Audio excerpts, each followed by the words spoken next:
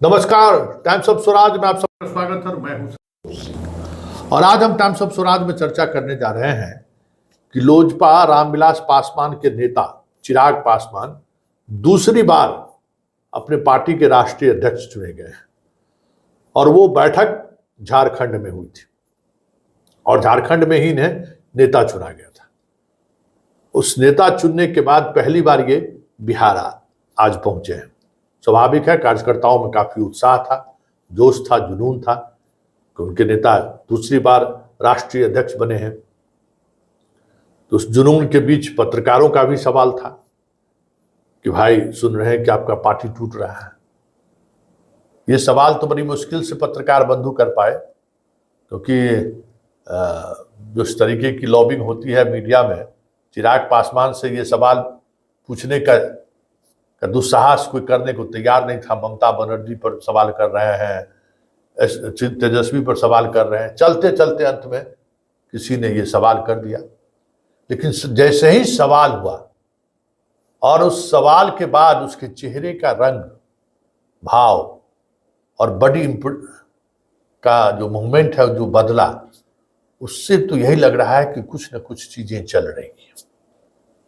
कुछ न कुछ ऐसी बात है जिस बात को लेकर चिराग सहज नहीं है। कुछ न कुछ बात ऐसी है जिस वजह से चिराग तनाव में है, क्योंकि उसने पत्रकारों के उस सवाल का जवाब किस तरीके से दिया है, जब आप सुनेंगे तो आपको लगेगा कि ये कहने को तो कह रहे हैं कि विपक्ष को हम कह रहे हैं, विपक्ष को ताना मार रहे हैं, लेकिन पार्टी किसने तोड़ा, कैसे टूटा, सब सर्वविदित है। और ऐसे स्थिति में उनका ये कहना कि कांट का हांडी बार बार नहीं चढ़ता है, तो आखिर ये चुनौती दे किसको रहे हैं। तो जरा पहले सुन लीजिए कि चिराग पासवान कह क्या रहे हैं।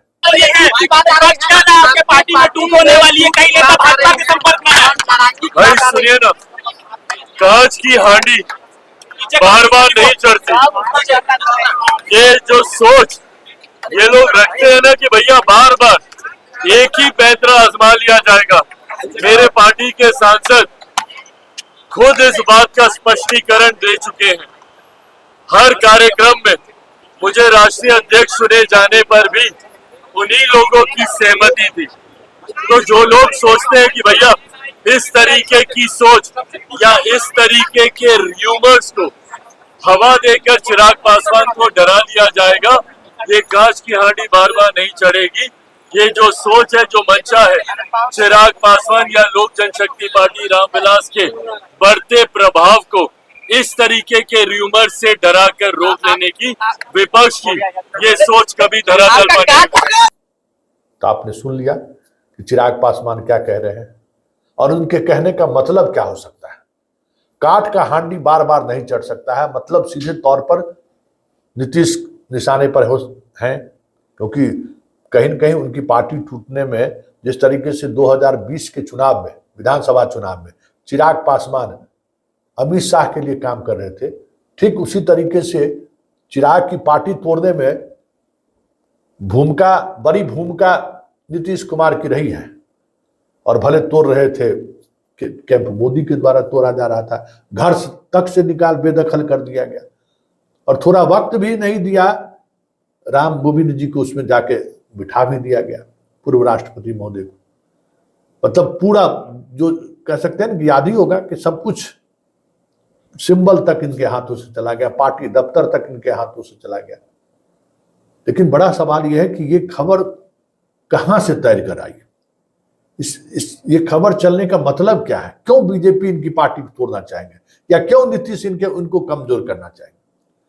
क्योंकि कहा जा रहा है कि नित्यानंद राय मुजफ्फरपुर से किसी कार्यक्रम से लौट रहे थे, तो संभवी भी साथ हो गई। संभवी भी साथ थी तो वो लोग बीना देवी के यहाँ पहुंच गए। उसके बाद सब लोग बैठ के 2 घंटे तक गप सरक्का, भुजा पार्टी, नाश्ता पानी हुआ। वहां कोई दूसरा नहीं था, सब अपने लोग थे। और वहीं से जब ये लोग बाहर निकले तो ये खबर कहीं न कहीं आनी शुरू हुई कि भाई ऑपरेशन चल रहा है चिराग के खिलाफ।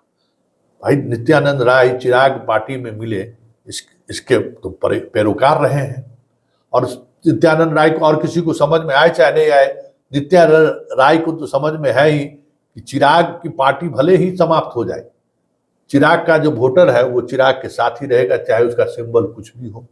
ये तो बेहतर तरीके से जानते हैं। तो फिर ये टूट की खबर आई कहां से, या फिर इस टूट की खबर को लेकर चिराग इतना अंदर से घबराया हुआ क्यों है? कुछ तो बात रही होगी, क्योंकि हाल के दिनों में उनका कुछ एक्शन तो ऐसा रहा है जो एक्शन बीजेपी को नागवार गुजरा होगा।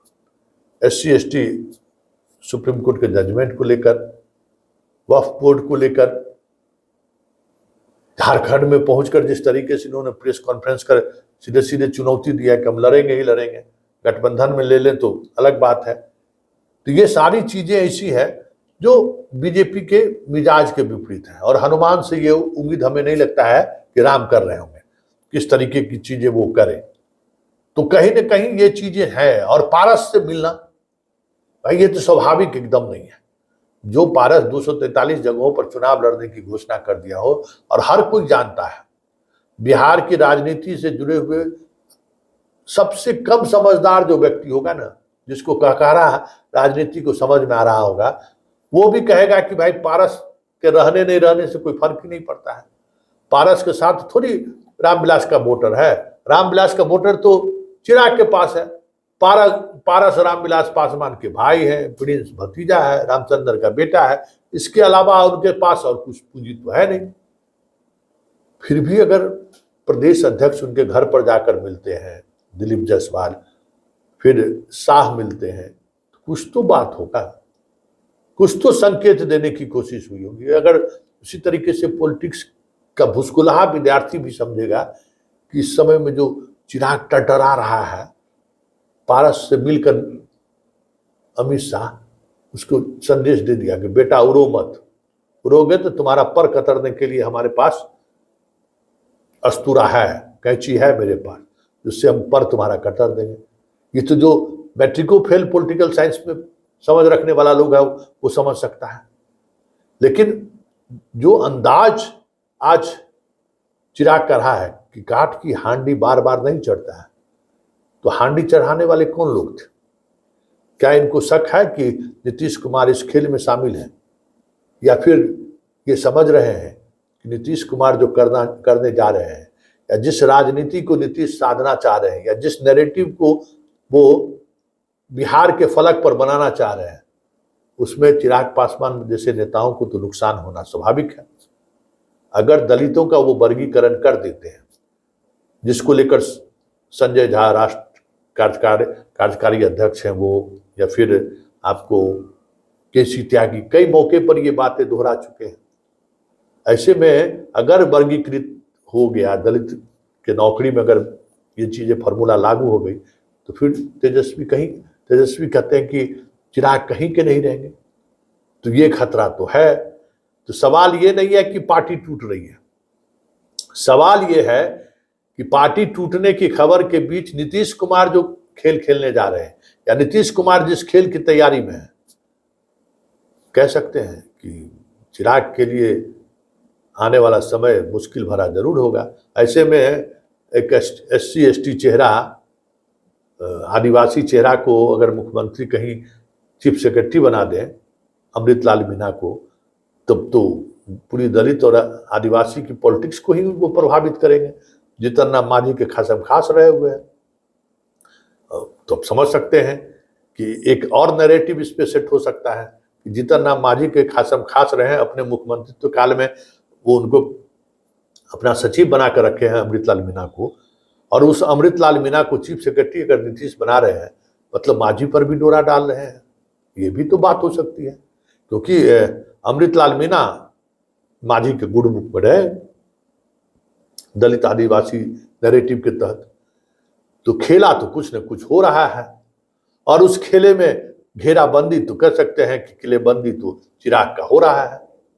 ऐसे में चिराग का ये बयान गाठ का हांडी बार बार नहीं चढ़ाया जा सकता है, संकेत है कि वो कहीं न कहीं इशारों में नीतीश को ही चुनौती दे रहे हैं।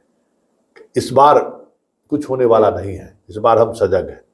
लेकिन इस भतीजा को कहाँ पता है कि सामने चाणक्य है, और वो जब घोड़ा का ढाई घर खेलता है ना, तो बड़े बड़े पंडित को समझ में नहीं आता है कि अगला खेल वो घोड़ा कहाँ जाने वाला है। तो चिराग की क्या बिसात है। लेकिन चलिए आगे आगे देखिए होता है क्या। लेकिन इतना तय है कि आज के बॉडी लैंग्वेज से साफ दिख गया कि चिराग अंदर से तो हिल गए हैं, अंदर से वो डरे तो हैं। उनके चेहरे के भाव से ये समझ में आ रहा है कि वो चाचा और राम के चक्कर में, हनुमान बनने के चक्कर में वो बहुत कुछ खो भी चुके हैं। राजनीतिक धरातल, जिस धरातल पर रामविलास पासवान इतने दिनों तक राजनीति की, वो तो धरातल खो ही दिए हैं। अब इस तरीके की अगर घेराबंदी हो गई तो फिर बिहार के राजनीति में चिराग रहेंगे कहां, कैसे जलेगा चिराग, बड़ा सवाल है।